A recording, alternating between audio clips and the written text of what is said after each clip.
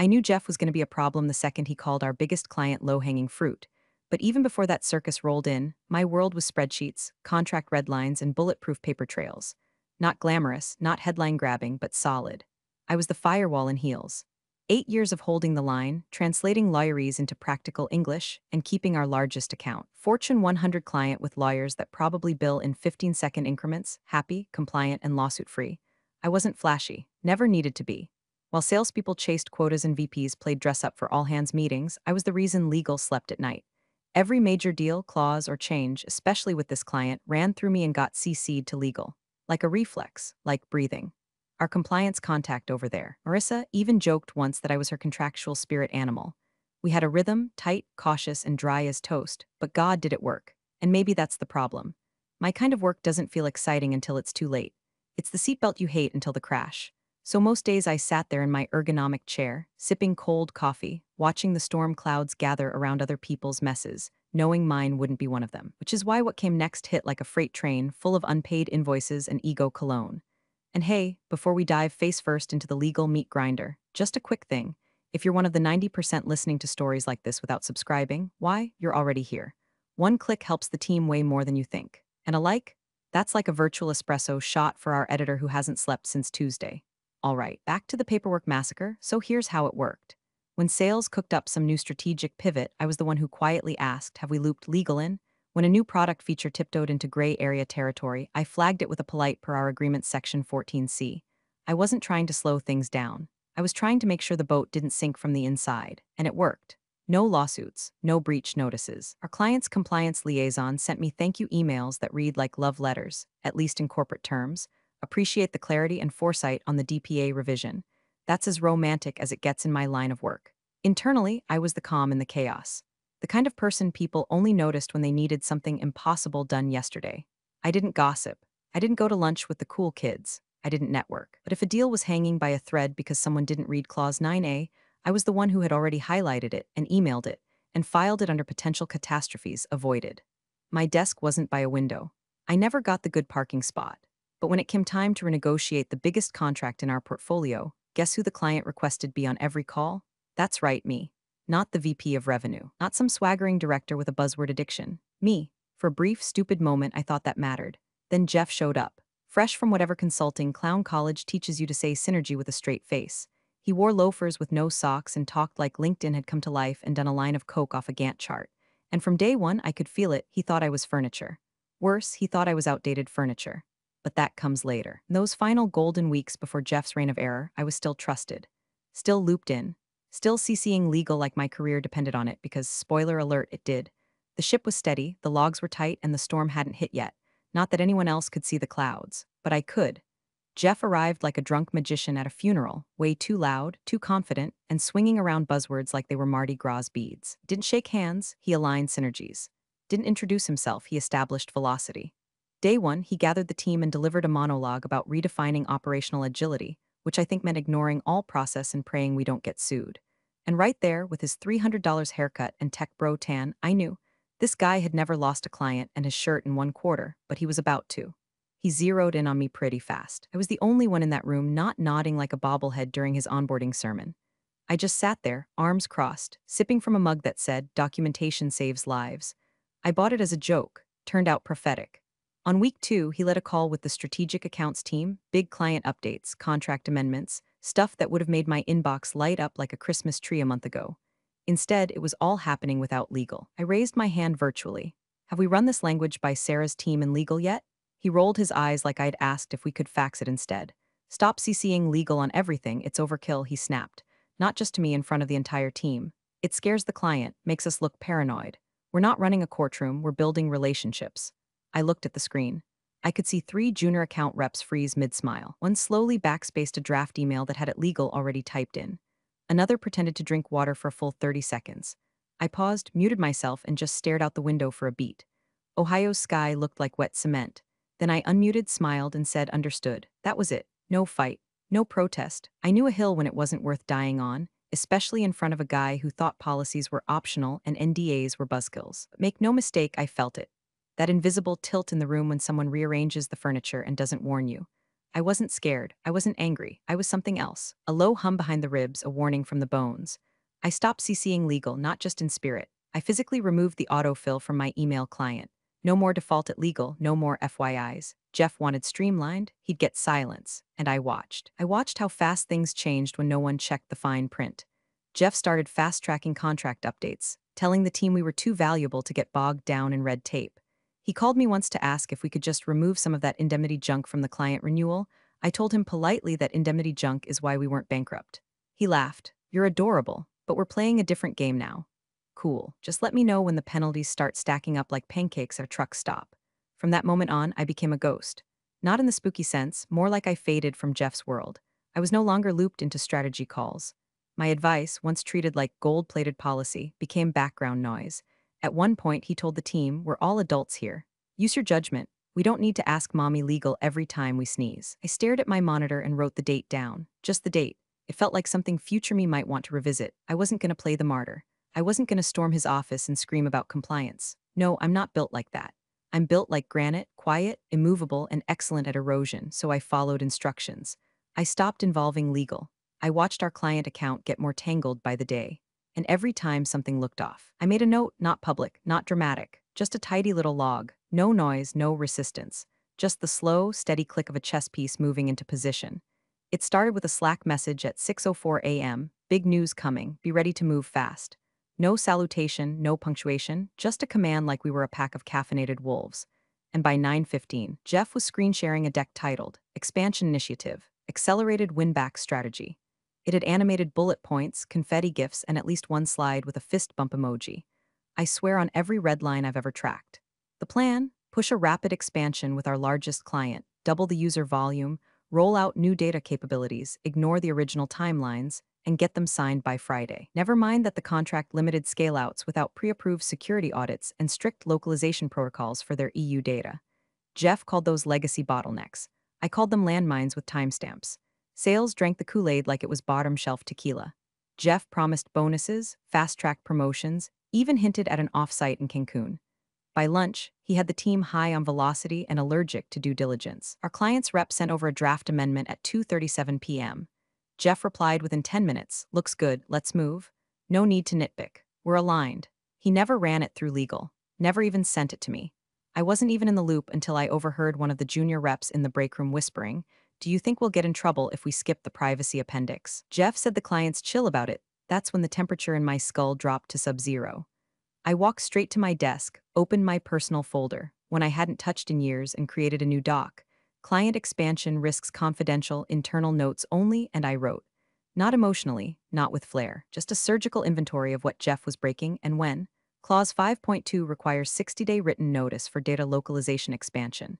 No notice filed. Clause 7.1, B scaling user count beyond threshold requires revised pricing model and board sign-off. No pricing change proposed. Clause 9.4 any changes to data handling require an updated DPA. No DPA on file. No CCs. No alarms, just one woman with a keyboard and a quiet grudge. By the end of the week I had 12 bullet points. All time-stamped. All matched with internal messages and draft documents. I didn't need to tell anyone anything. I was building a time bomb disguised as a receipt folder. Meanwhile, Jeff strutted through the office like he'd invented contracts. Sign and close, sign and close. He kept chanting like a frat boy hyping up a beer pong final. He overrode 2 internal controls meant to flag contract deviations. I know because I built one of them. I got an alert that said deviation escalated, no legal review, and 10 minutes later that alert vanished. Jeff had disabled the watchdog entirely, so I documented that too. It felt like watching someone speed through red lights in a school zone, yelling about innovation. And the worst part? Everyone wanted to believe him. Even people who should have known better nodded along. They were tired of slow deals, tired of process, tired of playing defense. Jeff sold them a shortcut and they took it like candy from a hallucinating uncle. Me? I didn't argue. I didn't email legal. I didn't forward any of it to Sarah's team. Jeff wanted clean lines of communication, so I made mine surgical. My notes grew, so did my silence. I started printing the logs at home, filing them in a manila folder labeled vacation reading. Every new document Jeff approved without oversight got its own entry. Every time he skipped a clause, ignored a flag, or told someone, let's just get it signed, I clicked save and moved on. I didn't know exactly how this would end, but I knew it was coming. You can only slap duct tape on a pressure valve so many times before something explodes. and when it did, I wanted every ounce of evidence to whisper the same quiet truth. You told me not to involve legal, so I didn't. The first time I noticed, it was subtle, a thread about a client-side technical rollout that should have landed in my inbox but didn't. I found it days later, buried in a forwarded message from a junior ops analyst who asked, "Was this supposed to bypass your review?" The second time, I was explicitly removed. Jeff replied all to a contract discussion and deleted my name from the recipient line. Not even sly about it, he just didn't want me there. Leaner comms, he'd said in the last team huddle, pacing like a wannabe Steve Jobs with a fidget spinner. Too many voices muddies the decision stream. We don't need hall monitors, we need accelerators. I smiled, nodded, even clapped a little. Then I added a new entry in my growing internal file. 4/21 proactive exclusion from data compliance discussion client expansion. Attached the forwarded email, titled it Evidence of Intentional Circumvention. Quietly, methodically, I kept the blade sharp. By May, I was persona non grata on anything forward-facing. My job title hadn't changed, but my inbox did. What used to be a flood of contract approvals and redline reviews turned into an echo chamber of calendar invites for meetings that no longer require your expertise. I'd become a ghost with a badge. That's when it happened. First threshold violation came in a mid-month internal update. The client's data environment had quietly moved to a regional cloud zone in Frankfurt, a location not listed in the original DPA. According to Clause 6.3 of the agreement, any change in data geography required a formal DPA amendment and client-side notification. Neither had occurred. The second violation came exactly 6 days later, an internal slide deck proudly proclaiming user base expansion, plus 112% since March. That might have made Jeff a hero on LinkedIn, but I knew what Clause 7.1 said. User volume above 50% expansion required a renegotiated pricing structure and board-level review. No new pricing. No board review. No alarms, except mine. I sat at my desk, 3-ring binder open, pen tapping against my notes, and stared at that slide like it was a signed confession. Then I did something I hadn't done since Jeff's little overkill speech. I sent a formal warning. Just one, just enough to keep the record whole. Jeff, VP Strategic Accounts, CC. Tanya, Ops Lead Subject. Expansion Compliance Review. Hi Jeff, noting recent developments regarding user growth and data zone migration, I want to flag 2 items that intersect with our existing contractual obligations under Agreement 2021Q3A. Specifically, Clause 6.3 requires client-side DPA amendment for data localization shifts. Clause 7.1 requires renegotiated pricing for usage over 50% baseline. We should consider pausing additional deployments until legal can advise. Let me know if you'd like me to draft a review packet. Best my name, it wasn't a grenade. It was a whisper in a vault, but it existed. One immutable mark in the timeline. Jeff never replied. Tanya acknowledged receipt with a cold, corporate thanks noted.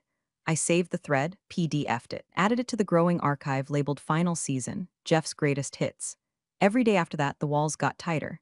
Jeff praised self-starters who didn't wait for legal babysitting. I became the office paperweight, polite smiles, fewer invites, more thanks, but we've got it. My role wasn't just being trimmed, it was being surgically erased. And still, I wrote, every Slack thread that mentioned speed over red tape. Every contract pushed without a compliance check. Every instance where I was looped out, cut off, ignored. It went in the file. They could erase me from the calendar, strip me from CC lines, redefine my role until it was hollow. But they couldn't erase the audit trail I was building with monastic precision. No fireworks, no tantrums. Just the steady, quiet ritual of someone who's been through this dance before. You don't need to raise your voice when you're holding receipts. You just wait for the echo to reach the boardroom. The ping came in at 8:07 a.m. Calendar invite, 15 minutes subject line, restructure alignment, talent optimization. That's the kind of phrase they cook up in a glass boardroom over cold brew and cowardice. I clicked accept. I already knew. I'd seen this slow guillotine before, except this time I wasn't standing under it. I'd already stepped aside and started measuring its trajectory. 10 minutes later, through the paper-thin glass of the HR conference room, I could hear Jeff's laugh echoing like a drunk karaoke cover of Success. He was on a call, celebrating, and not just with anyone. With the client's VP, my contact, my counterpart. The one who used to email me directly for clarification on every compliance change. This is what Agile looks like, Jeff boomed through the wall. Clean comms, fast deployment, no drag from outdated process. I stared at my inbox, blinking slowly. There it was. The HR confirmation, as discussed, your role will be sunset as part of a strategic realignment initiative focused on forward momentum. Sunset, like I was a screensaver or a pharmaceutical side effect. My last day would be 2 weeks out. No retention offer, no handoff, just vanish politely. 5 minutes after that, Jeff called me directly. No hello, no build-up. Just his voice, syrupy with triumph. Wanted to touch base personally. Look, this isn't about performance. You've been great, solid, but we're shifting to a faster lane and we need people who can move. That last word hung in the air like bad cologne. I said nothing for full 3 seconds, just breathed in and let the room chill. Then understood. I'll initiate the wrap-up protocol. You're a pro, he said. Knew you'd get it. Appreciate you keeping this clean. Clean. That word twisted in my throat like a fishhook. I spent the rest of the day clearing files, exporting what I needed, just what was mine, just what was relevant, and backing up the logs I'd been quietly building for months. Everything stayed inside the lines. Nothing sent externally. No leaks, no drama, but my final entry was a thing of beauty. I opened a blank draft, addressed it to one internal alias only, compliance board at company name. Not legal, not Jeff, just the board's shadow inbox, one we were told to use for high-risk compliance concerns. It wasn't flashy. It didn't trigger alerts, but it got archived, it got read. Eventually. The subject line was simple: contractual risk indicator strategic accounts expansion. Inside, I attached a summary of the infractions, date-stamped, clause-tagged, cross-referenced. I didn't editorialize. I didn't predict doom. I just laid the bricks. 12 pages of noted concern, written with the tone of someone folding a flag. And then I waited. I didn't cry. I didn't scream. I didn't even tell my partner that night. I came home, opened a beer, and watched the rain chew the edge of the porch. Somewhere in the dark, I felt the anger circling, but I didn't let it in. Not yet, because something colder had taken its place. Not rage, not grief. Readiness. Jeff thought he'd won. He was strutting through the company like a rooster on espresso, slapping backs, getting praise for numbers that hadn't hit yet. He had the client's VP eating out of his hand temporarily. No one was asking where the backup documentation was. No one was digging into Clause 7.1b or the DPA deviation on Frankfurt. But I knew they would, because these things always come due. Compliance doesn't yell. It whispers and then it swings. And when it did, my name would be in the file, not as a mistake, not as the forgotten voice, but as the one who warned them. It was a Thursday when Tanya messaged me, not from her company email, but from her personal Gmail. Subject line: holy shit. No greeting, no pleasantries, just a screenshot. At the top, the client's legal department logo. At the bottom, 4 bolded words: formal breach of contract. She didn't even write a message. Just the screenshot, like she was holding up a bloodied knife she didn't remember picking up. I read it 3 times, slowly. The air around me felt thinner with each pass. Breach grounds listed: failure to submit revised DPA upon infrastructure migration, unauthorized user expansion exceeding contractual volume limits, material changes enacted without formal amendment or legal approval. Estimated penalty, up to $2.6 m, with right to terminate entire agreement pending board review. The crown jewel of Jeff's expansion initiative, the $15 million Agile partnership he'd used to justify gutting my role, was now sitting on a legal chopping block, and the axe was being sharpened. I didn't reply to Tanya's email. What was I gonna say? Told you so? You looped me out? I just sat there, exhale trembling, beer half-warm on my desk, and stared at that client header like it was a ghost that had finally decided to knock. By noon, my phone buzzed again, this time from Ryan, one of the junior sales guys. A LinkedIn message because I was no longer internal. Did you see what happened? Legal is going nuclear. Jeff's freaking. They're saying someone warned the board? I closed the app. Let the panic echo. That afternoon, I imagined the office like a submarine with a cracked hull. Emails ricocheting like sonar pings. Execs tossing around phrases like non-material breach and good faith remedy window while sweat soaked through their branded polos. And finally, after months of being the Cassandra in orthopedic flats, I was outside the blast radius. I wasn't in those meetings.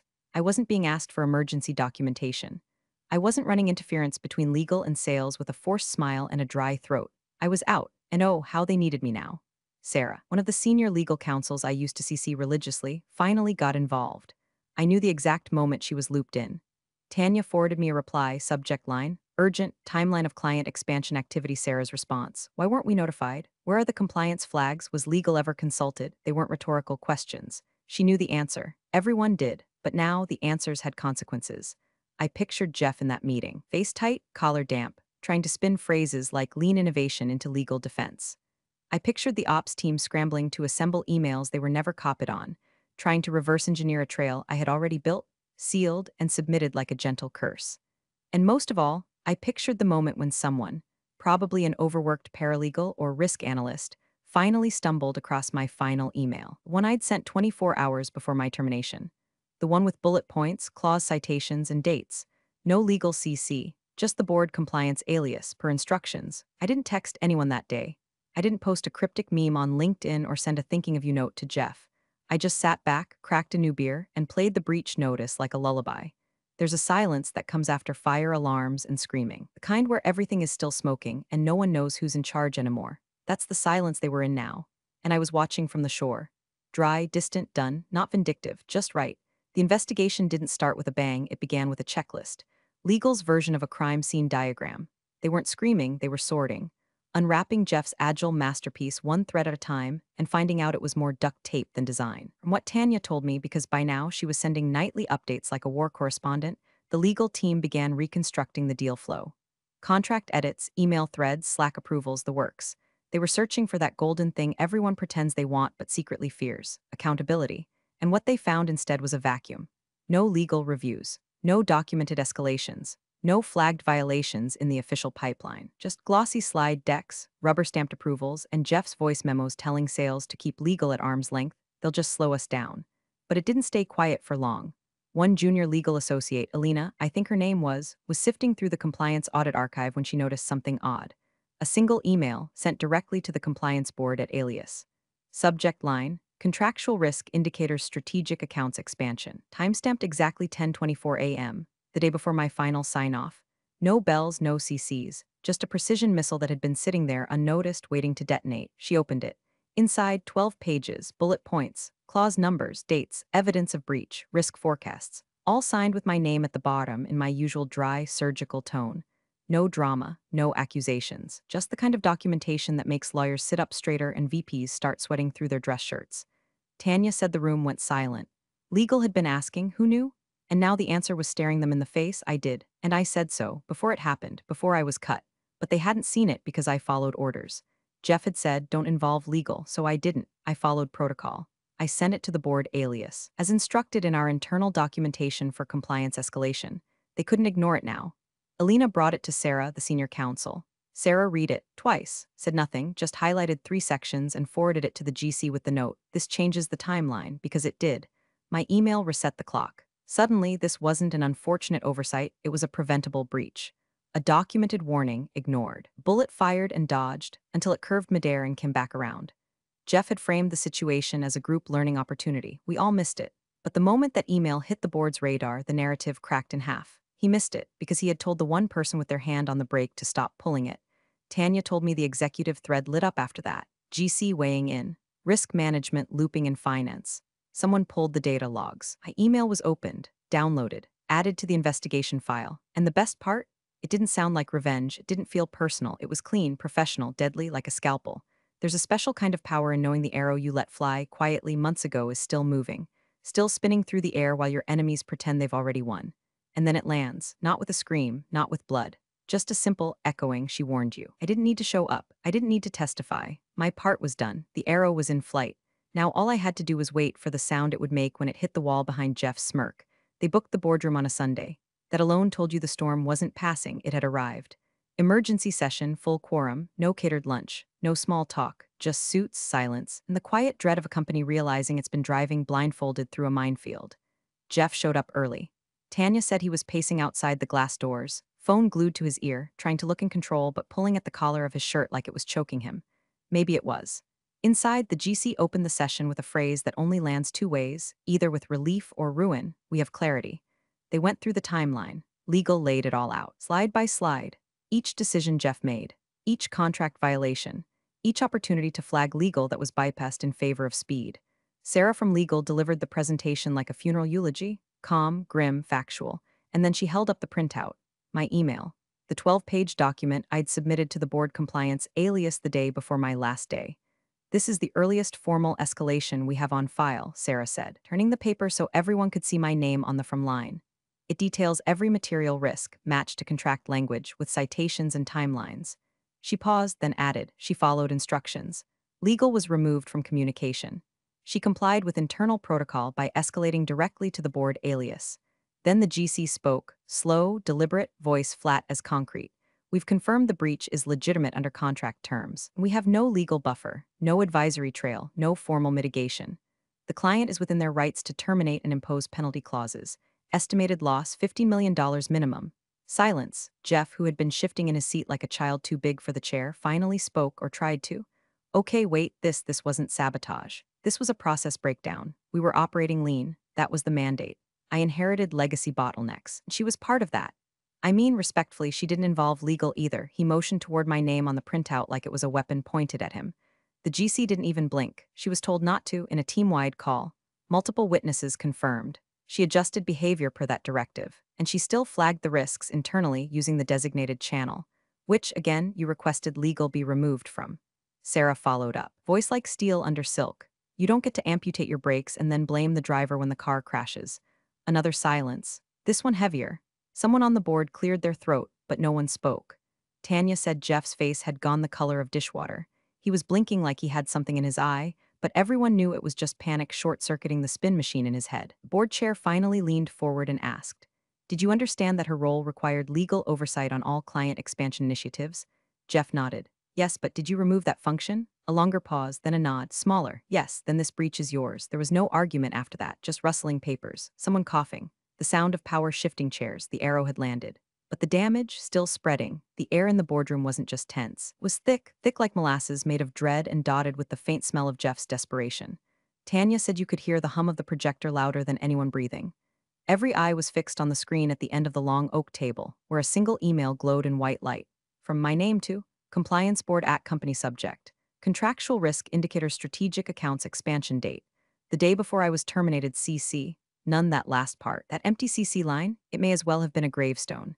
The board chair leaned forward, elbows on the table, voice low but sharp enough to slice marble. You told her not to involve legal. Jeff tried to smile. A twitch really, more like a facial glitch. Well, yes, but look, the point was to streamline, not to, nobody expected. The lawyer cut him off. Calm, precise, lethal. Then you assumed the legal burden and lost us $15 million. Jeff blinked twice. No comeback, no corporate speak. Just his mouth hanging open like a car alarm that didn't know it was broken. Sarah turned to the board and continued. This was not a misunderstanding.